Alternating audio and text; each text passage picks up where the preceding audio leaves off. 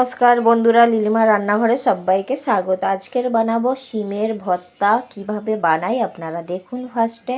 আর আমার চ্যানেলটা যারা এখনও সাবস্ক্রাইবার করুনি, সাবস্ক্রাইবার করে লাইক করে আমার পাশে থাকুন।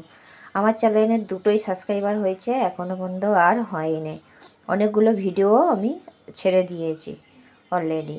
দেখুন আমি কি কি দিচ্ছি শিমের ভর্তার মধ্যে। সামান্য একটুখানি তেল দিয়েছি, দিয়ে টমেটো দিয়েছি, দিয়ে রসুন দিয়েছি, আর শিম দুদিকে মুখগুলো কেটে ফেলে দিয়েছি, ওর শিরাটাও ফেলে দিয়েছি, কাঁচা লঙ্কা দিয়েছি, আর সামান্য একটু জিরে দিচ্ছি, দিয়ে একটু নুন দেবো।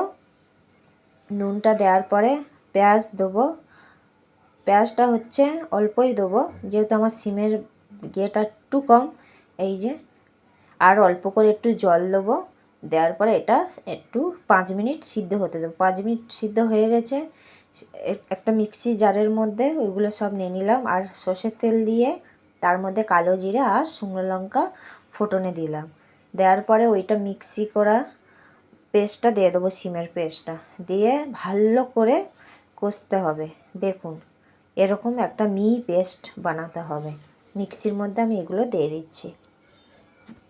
আর আমার চ্যানেলটা প্লিজ যার যার কাছে এই ভিডিওটা যাচ্ছে তারা সাবস্ক্রাইব করে আমার পাশে থাকুন। পেস্টটা দেওয়ার পরে একটু চিনি দিলাম, আর হলুদ গুঁড়ো, একটু লঙ্কার গুঁড়ো দিয়ে বেশ খানিকক্ষণ ধরে এটা ভাজতে হবে। এই যে